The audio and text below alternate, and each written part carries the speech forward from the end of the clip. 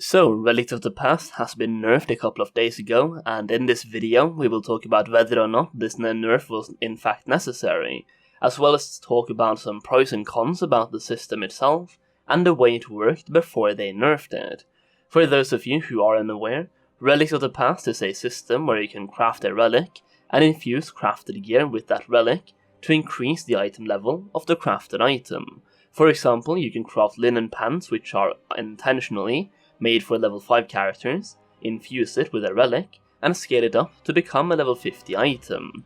This process also increases the vendor price of the crafted item as the item level goes up, which initially gave us a potential vendor shuffle, which has now been nerfed as you need to buy a Shadowlands material to craft these relics, and crafting a Relics of the Past rank 4 now costs 75 gold, and a rank 5 now costs 125 gold.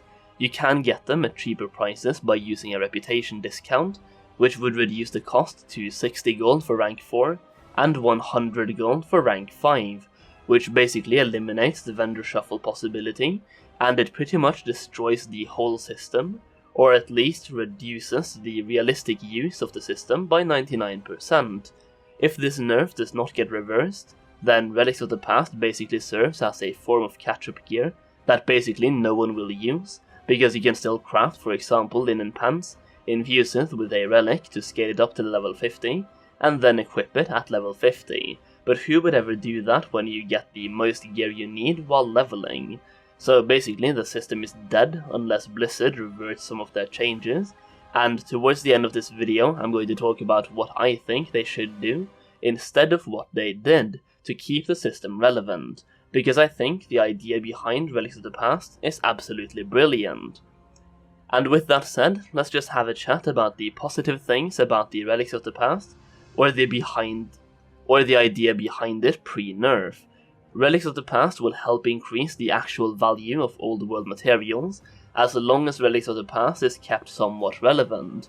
The vendor shuffle was one way to keep it relevant, but another way would be to give us a relic rank 6 that allows us to scale the items up to level 60 as well, so people can use it at max level.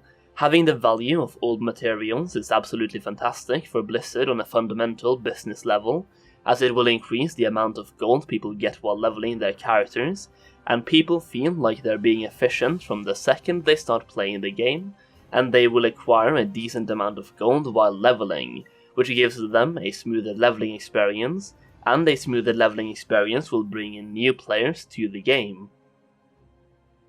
Having old world materials relevant is also a way for Blizzard to keep their old content relevant and still being used, and it's a way of recycling content, and it's a way to make the game seem bigger than it actually is, kinda like Mythic Plus. You're basically maximizing the use of your resources in your game. The Relics of the Past also gave us a nice variety when it comes to gold making.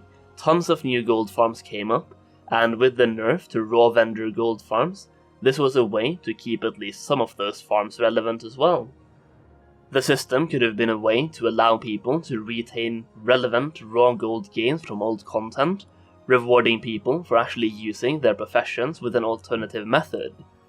But that being said, the system also had some negative effects, like for example, multiboxers could have easily taken advantage of the system to print gold.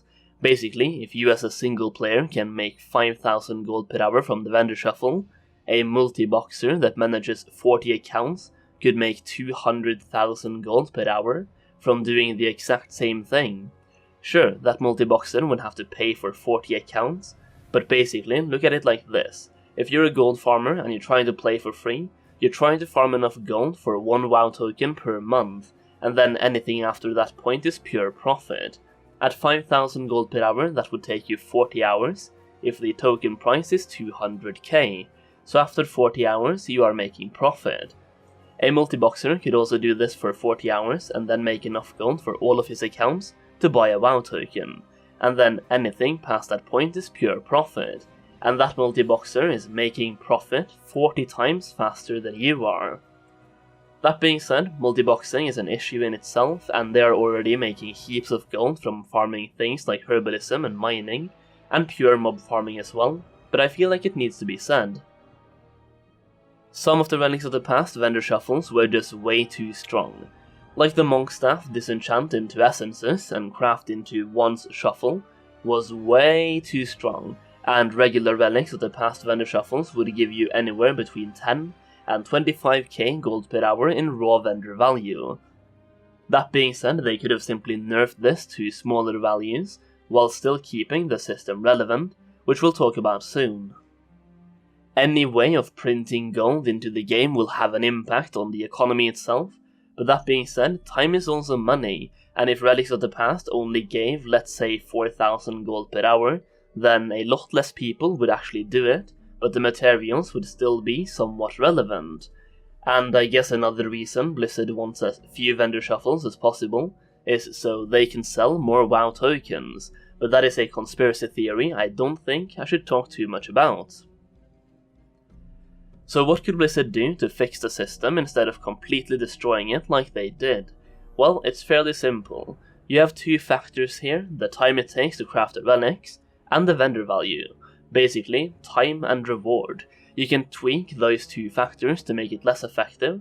So for example, either reduce the profit you make from it by 100%, cutting it in half, or increase the time it takes to craft a relic, so you can do less shuffles per hour. Or you can do a mix of both and for example set the craft time to 6 seconds per relic, and reduce the vendor value by 25%. I actually think the latter of which is the best solution, so it takes a little bit longer to craft and you're getting less profit from doing it. The only issue here is that Blizzard will need to look at every single item and make sure that not a single one of them reaches a very profitable threshold. Like for example, they could set up a cap to maximum 30 gold profit per item, and then as long as they take their time to perfect the system, then there would be basically no issues. The issue arrives when people find an item that Blizzard has overlooked, and if that issue doesn't get reported, then certain people can abuse it a lot before it gets fixed, if it even gets fixed. The way Blizzard has gone about it is the usual, the least effort possible to fix the problem.